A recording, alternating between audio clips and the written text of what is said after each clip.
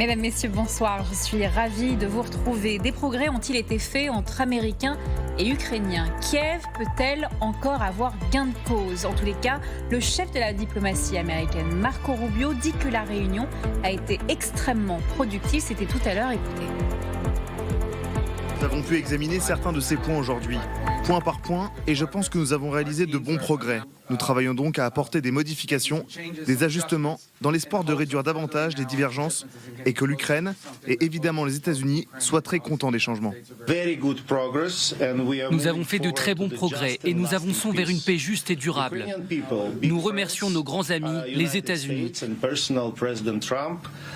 et plus particulièrement le président Trump et son équipe, pour leur engagement en faveur de cette paix. Et nous continuerons à travailler aujourd'hui, comme l'a dit le secrétaire.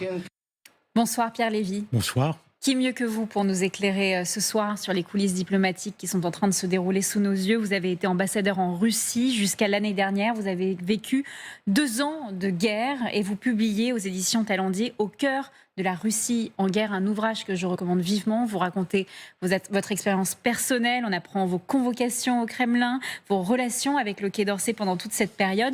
Et on va en voir quelques extraits pendant cette émission. Quand vous entendez les propos de Marco Rubio, c'était à peine il y a quelques heures. Pensez-vous que l'Ukraine a vraiment eu son mot à dire? Alors, effectivement, il y a eu une accélération dans les derniers jours, les dernières heures, énorme. Moi, j'avais toujours un principe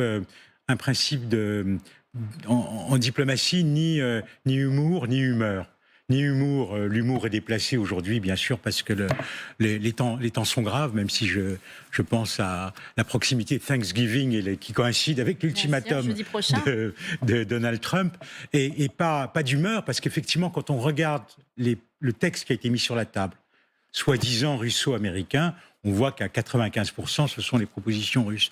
Et justement, une fois qu'on a dépassé cette première réaction, il faut rentrer dans la diplomatie, le travail de fond, la concertation américano-ukrainienne avec les Européens dans le coup, et c'est exactement ce que nous sommes en train de voir dans le cours de ces dernières heures, et je pense que ce n'est pas terminé. C'est possible en quelques jours comme ça, quand on voit la date limite de Donald Trump qui est jeudi prochain, est-ce qu'il est possible de faire des progrès en seulement 4 jours? J'avoue que je ne connais pas le détail des discussions d'aujourd'hui. En écoutant les propos du représentant ukrainien, on voit bien qu'il y a une part de langage pour ne pas froisser ou flatter la partie américaine. Et il y a peut-être aussi de vraies avancées. Ils ont peut-être fait comprendre à leurs interlocuteurs que certaines dispositions étaient absolument inacceptables et d'ailleurs contraires aux intérêts américains. Donc j'avoue avoir beaucoup de mal quand même à imaginer que l'on puisse dans quelques jours revenir à quelque chose, parce qu'il faut aussi remarquer qu'il y a une différence majeure de méthode entre l'approche dite occidentale d'origine, l'approche ukrainienne et européenne, et l'approche russe que l'on retrouve dans ce papier. C'est que le cessez-le-feu intervient une fois qu'il y a l'accord complet, l'accord sur tout, avec des dispositions qui vont depuis la cession des territoires jusqu'à la réintégration de la Russie dans le G8 et d'autres choses aussi d'une ampleur considérable. Vous avez connu d'ailleurs la Russie dans le G8, on en parlera parce que vous étiez aux affaires économiques au Quai d'Orsay avant, on en parlera plus tard dans cette émission, mais j'aimerais tout de même qu'on revienne sur vos propos. Vous dites qu'il y a une grande partie de ce plan qui est en fait un plan russe avec des idées russes, c'est exactement ce qu'ont dit des élus même républicains aujourd'hui aux États-Unis. Écoutez-les. Le secrétaire Rubio nous a effectivement téléphoné cet après-midi et nous a clairement fait savoir que nous étions des destinataires d'une proposition qui avait été remise à un de nos représentants.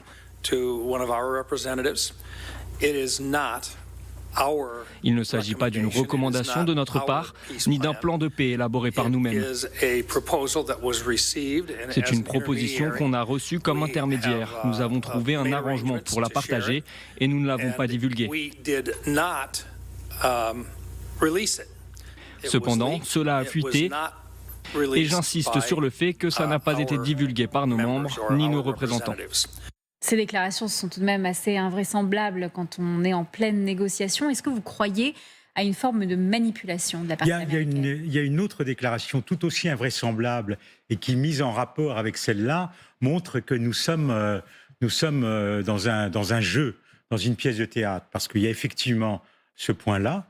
Et puis, il y a eu des déclarations à Moscou du porte-parole du Kremlin, Dmitri Peskov, selon lesquelles nous sommes, je simplifie, nous ne sommes au courant de rien, nous n'avons rien reçu d'officiel, nous allons voir la proposition américaine quand elle arrivera. Vous voyez, donc personne ne veut, il y a tout un jeu des deux côtés, avec en facteur commun pour les deux parties le désir de se montrer engagés pour la paix, parce qu'ils veulent surtout pas que la responsabilité d'une éventuelle rupture leur incombe. Vous voyez, donc c'est un jeu très compliqué, alors que, je le rappelle, les bombardements russes continuent. Il y a même eu des menaces qui ont été proférées par Dmitri Peskov en disant, de toute façon, s'il n'y a pas d'accord, nous, on va continuer. Et donc, on est vraiment dans un jeu. Il y a l'apparence que je viens de décrire, et puis il y a le travail de fond qui, j'espère, se fait avec les Ukrainiens, les Américains, les Européens, pour essayer vraiment d'avancer et quand même de profiter de cette dynamique qui est assez extraordinaire. Alors, est-ce que ça sera un épisode de plus après tous les coups de cœur, les coups de sang, tout ce que l'on a vu depuis février, ou est-ce que ça sera véritablement le début d'une nouvelle séquence? Parce que votre ressenti profond là-dessus? Moi, je suis très sceptique. Ma conviction profonde est que Moscou considère qu'il est sur une trajectoire de victoire, de confiance, qu'il voit les Européens désemparés, peut-être un peu désunis, avec des difficultés domestiques, mais en même temps, ils ne veulent pas perdre Trump. Vous voyez, ils veulent profiter quand même de cette opportunité et bien jouer. Peut-être aussi le lasser, parce que c'est une façon aussi de peut-être de faire en sorte qu'il s'éloigne de ce dossier, soit sur la pointe des pieds, soit de manière plus spectaculaire. Si Kiev n'abdique pas, Vladimir Poutine dit qu'il menace d'aller encore plus loin. Écoutez ses propos. Si Kiev ne souhaite pas discuter des propositions du président Trump et refuse de le faire, alors Kiev et les bellicistes européens doivent comprendre que les événements qui se sont déroulés à Kupiansk se répéteront inévitablement dans d'autres zones clés du front. Peut-être pas aussi rapidement que nous le souhaiterions, mais cela se reproduira inévitablement.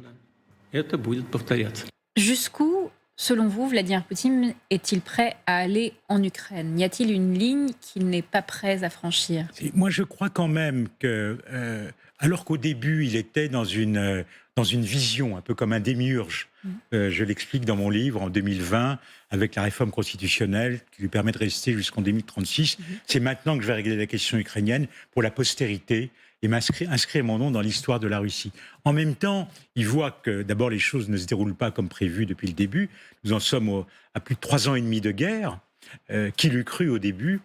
Il introduit sans doute du calcul, parce qu'il y a une part de lassitude aussi dans la population.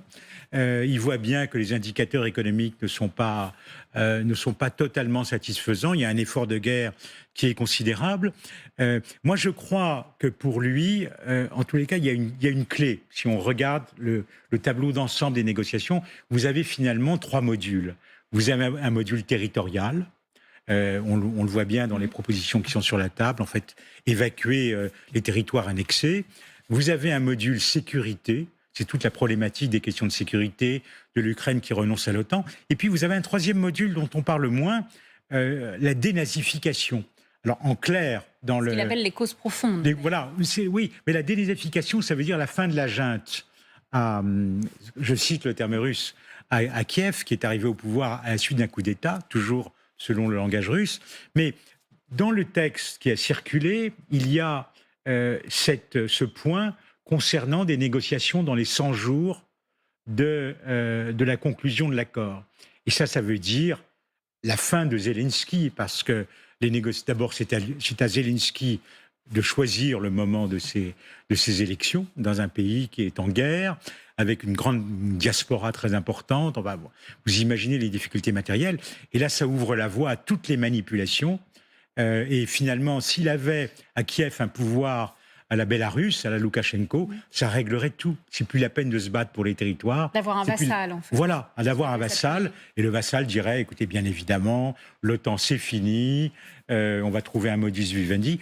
Tout le problème est réglé si simplement cette question du pouvoir à Kiev est résolue. Ce qui veut dire aussi que Zelensky peut chuter, peut disparaître si jamais finalement il se compromettait aux yeux du peuple ukrainien. Là aussi, il y a une très forte dissymétrie entre un Poutine qui peut tout décider, à tout moment il peut tout arrêter, en disant nous avons gagné, et Zelensky quand même si c'est très loin d'être une démocratie parfaite, est dans une position qui est beaucoup plus difficile. J'aimerais d'ailleurs avoir votre intime conviction sur ces scandales qu'il y a eu autour de la corruption dans le cercle rapproché de Volodymyr Zelensky. Est-ce que vous pensez que ça a pu être orchestré par le FSB lui-même ? Je ne sais pas, mais vous savez, les liens sont tellement... Il y a beaucoup de liens entre Russes et Ukrainiens, des liens très anciens, des liens économiques encore. La réalité ukrainienne aussi est connue. Ce sont des pays jumeaux. Ce sont des pays dans lesquels la corruption règne. Je remarque quand même qu'il y a beaucoup d'affaires de corruption en Russie qui ne sortent pas. Comme elles sortent là. Et là, il y a clairement... Elle est plus organisée, vous pensez ? Oui, elle est plus organisée. En même temps, on a bien vu quand même qu'il y a eu des purges au ministère de la Défense russe, après le départ de Shoigu, mais bon, pas mal de généraux, de vice-ministres. Mais là, ça sort enfin, je ne sais pas comment qualifier la coïncidence entre ce plan sur la table et le fait qu'il y ait cette affaire de corruption qui sortent, mais le fait que ça sorte, c'est à l'honneur de Zelensky, et puis c'est là où les Européens ont quand même des leviers pour faire une conditionnalité pour lutter contre la corruption. Mais ça fait très mauvais effet dans le tableau pour dire des choses de manière un peu simpliste. Ces discussions, ces négociations semblent tout de même valider certains récits russes sur les sphères d'influence et à la fin de l'ordre occidental. Est-ce que d'une certaine manière, Washington est en train de légitimer ce que revendique Moscou depuis des années ? Vous savez, dans ce conflit multiforme que j'appelle conflit matrioshka, la petite poupée, c'est l'Ukraine. Voilà, l'Ukraine. Ensuite, la plus grosse, c'est la lutte contre l'Union européenne, l'OTAN et les États-Unis. Et la troisième, et c'est là où je réponds à votre question, c'est un nouvel ordre du monde. Un ordre du monde multipolaire ou polycentrique, pour reprendre la dernière expression de Vladimir Poutine, en fait organisé en sphère d'influence. Voilà, les États-Unis ont la leur, la Russie a la sienne, et la Chine aussi. La sphère d'influence de la Russie couvrant l'Europe. Vous voyez, donc, et puis la fin d'une forme de multilatéralisme, de travail sur la sécurité collective. Enfin, tout ça, il y a quand même des coïncidences entre les positions américaines et les positions russes. Vous avez été frappé de voir les Européens traités plus durement que les Russes par l'administration américaine, notamment après le discours de J.D. Vance à Munich. Vous le dites dans votre livre. Regardez ce que dit encore Donald Trump ce soir, notamment sur les Ukrainiens qui seraient ingrats. On va le voir à l'écran dans un moment. Qu'est-ce que cela révèle de la vision américaine actuelle et de la place réelle de l'Europe dans ces négociations ? Les Européens sont clairement pas à la table.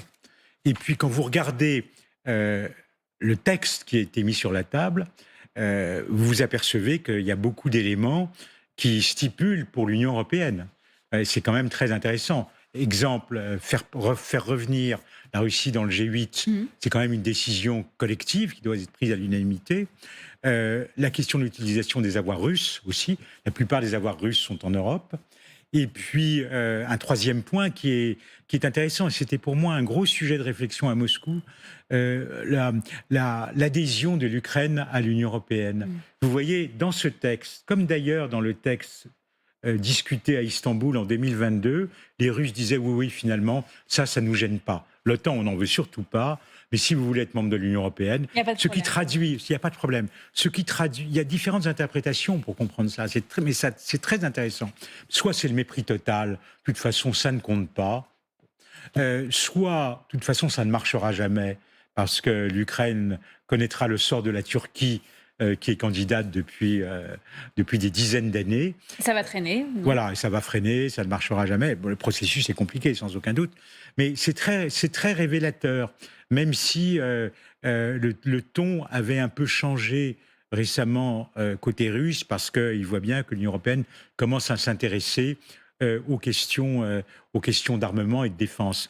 Mais pour les Russes ont le plus grand mépris pour l'Union européenne, pour deux raisons. D'abord parce que, toujours pour reprendre leur langage, elle est dominée par ce qu'ils appellent les russophobes. Mhm.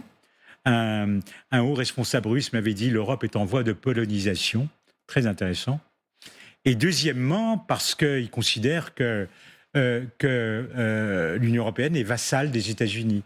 Donc autant parler à la maison mère, et on ne va pas parler à ces gens de Bruxelles, enfin, qui sont dans une culture de compromis. Enfin, tout ça nous est totalement étranger. En parlant de la France, notamment, qui a essayé d'être leader sur la scène internationale pour représenter les Européens, les relations diplomatiques se sont aussi tendues après les propos d'Emmanuel Macron sur l'envoi potentiel des troupes au sol. Les tensions ont explosé, vous le dites dans votre livre. Ma mission devenait chaque jour plus abrasive, avec un niveau d'hostilité inégalé et l'absence totale de dialogue. Est-ce que, au fond, vous pouvez dire, Pierre Lévy, alors je sais que vous avez été diplomate, que votre parole doit être un peu policée, mais tout de même, vous n'y êtes plus au Quai d'Orsay. Est-ce que le président vous a un peu compliqué la tâche ? Je dirais au contraire, parce que d'abord, il était dans une position de pointe au début, en dialogue et fermeté, et très critiqué d'ailleurs, mais je passais beaucoup de temps à essayer d'expliquer à mes camarades, mes collègues, ce que ça voulait dire. Et puis ensuite, il a été dans une position très offensive, parfois risquée même, quand il est allé à Moscou le 7 février. Alors bien évidemment, l'ambassadeur, il prend les coups, il est en première ligne, il prend les paires de claques, il est là pour ça, ça fait partie de la fiche de poste. Mais moi je trouve, enfin j'étais, comment dire les choses, j'étais porté par cette dynamique. C'était très exigeant, c'était compliqué. Je me souviens aussi quand nos positions ont évolué sur l'OTAN, avoir été convoqué, avoir une discussion très longue, très tendue avec mon interlocuteur. Voilà, je dois dire, je préférais être dans cette situation que dans une situation plus tranquille, et ne voyais aucun signe de bravache de ma part dans ces propos. Ça fait partie de notre métier. Mais comment on continue à faire de la diplomatie dans un environnement où le dialogue est complètement inexistant ? Vous avez raison, vous mettez le doigt sur ce qui est le plus pénible. Parce que moi, j'ai toujours considéré que la diplomatie devait en quelque sorte chercher d'abord à dialoguer et à mettre dans une matière internationale qui est faite de passion, de pulsion, d'intérêt, de mettre tout ça dans des boîtes un peu rationnelles de négociation. Et quand on veut plus vous parler aux moments les plus difficiles, c'est-à-dire au moment où vous avez vraiment besoin de diplomatie, moi, je trouve que c'était un immense gâchis, parce que je disais à mes interlocuteurs, voilà, parlons-nous, qu'est-ce que nous pouvons proposer à nos chefs pour sortir de cette situation ? Et alors, voilà, on me reparlait de toutes les turpitudes de l'OTAN, le Kosovo, la Libye, pourquoi est-ce que vous nous agressez selon la logique de responsabilité inversée, vous voyez ? Est-ce que l'humiliation, c'est un peu le point fondamental de ces négociations avec Vladimir Poutine? Est-ce qu'il est possible de mettre fin à cette guerre sans humilier Vladimir Poutine? Est-ce qu'il faut l'humilier d'ailleurs? Non, mais je crois que, enfin, vous savez, j'ai été frappé par le poids de ce que je pourrais appeler la politique du ressentiment.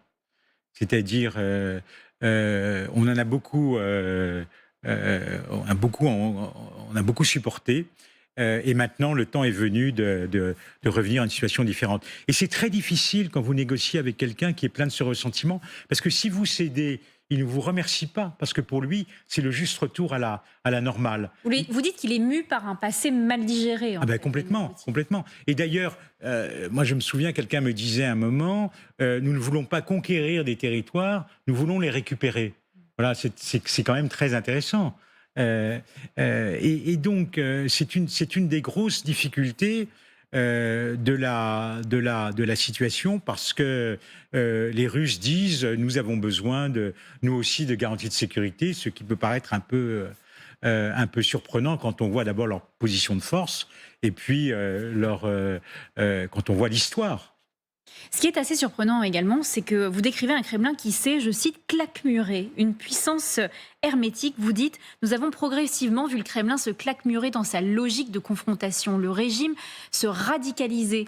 Je qualifiais alors la Russie de puissance hermétique. Au fond, à quoi ressemblait ce système quand vous y étiez, quand vous étiez sur place ? Qui étaient vos interlocuteurs ? Est-ce que vous n'en aviez plus du tout ? Est-ce qu'il y avait un cercle tellement fermé autour de Vladimir Poutine que c'était devenu presque comme avec Trump, impossible de savoir vraiment ce qu'il pense? Comment ça se passait? C'est-à-dire que j'avais en face de moi, d'un côté des diplomates très professionnels, et nous essayons autant que possible dans ces moments de tension d'avoir des relations respectueuses, désaffectivées. Mais en même temps, clairement, le pouvoir était au Kremlin. Et c'était une boîte noire avec quelques conseillers, avec quelques personnalités qui pèsent beaucoup, comme Patrouchev, qui était secrétaire du Conseil de sécurité. Et donc, vous êtes dans une situation dans laquelle vous gardez le contact. Moi, j'ai essayé de voir, et il me recevait aimablement, Yuri Ushakov, qui a beaucoup travaillé avec Vitkov. Je voyais aussi, à l'époque du Covid, Kirill Dmitriev, vous savez, qui apparemment a joué un rôle clé dans les négociations de ces derniers jours avec Vitkov.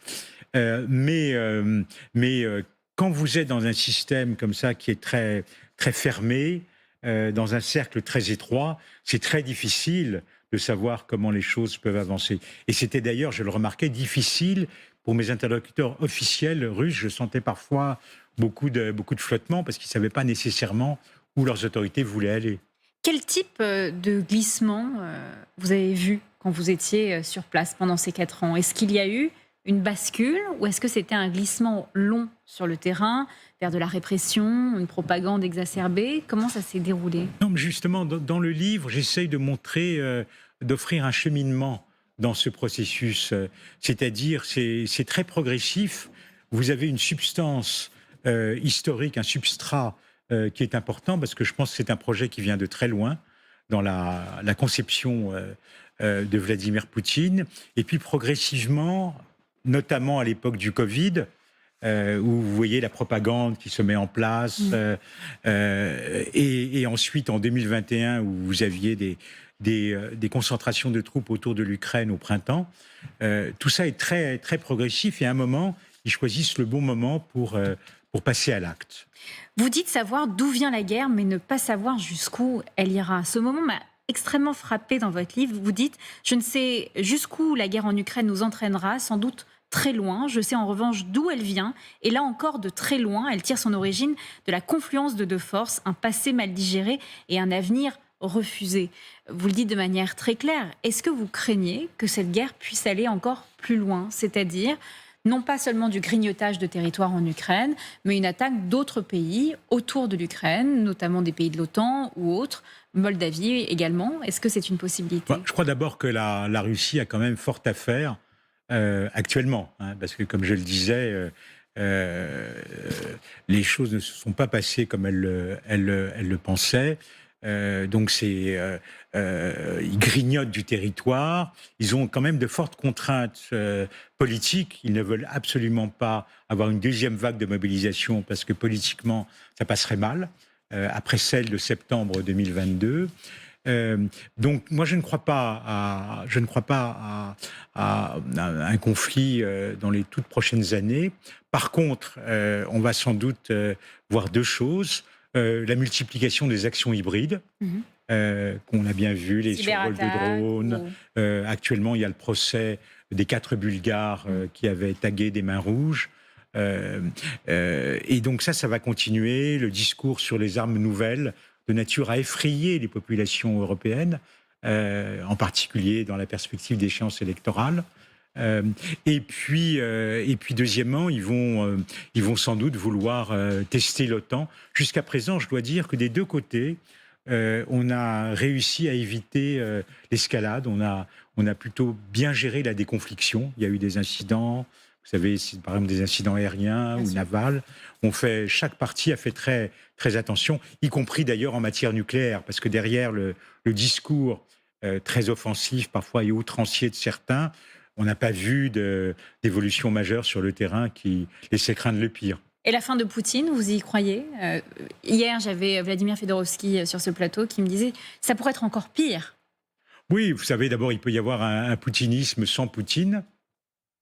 Je ne crois pas, bien sûr, à une alternative démocratique au sens occidental du terme. Je crois plutôt mais vraiment, ce sont des réflexions très personnelles, je crois plutôt à une alternative techno-nationaliste, c'est-à-dire il y a beaucoup de gens très compétents en matière économique ou autre, toute une nouvelle génération qui pourrait, de ministres du bloc économique, où il y a une autre alternative techno-patriote. Il y a une autre solution aussi, c'est que les structures de force, les services de sécurité prennent la main. Et donc là, effectivement, ça pourrait être pire, avec une Russie qui serait finalement drapée dans sa splendeur impériale, n'ayant besoin d'aucun allié, étant forte parce qu'elle inspire la terreur.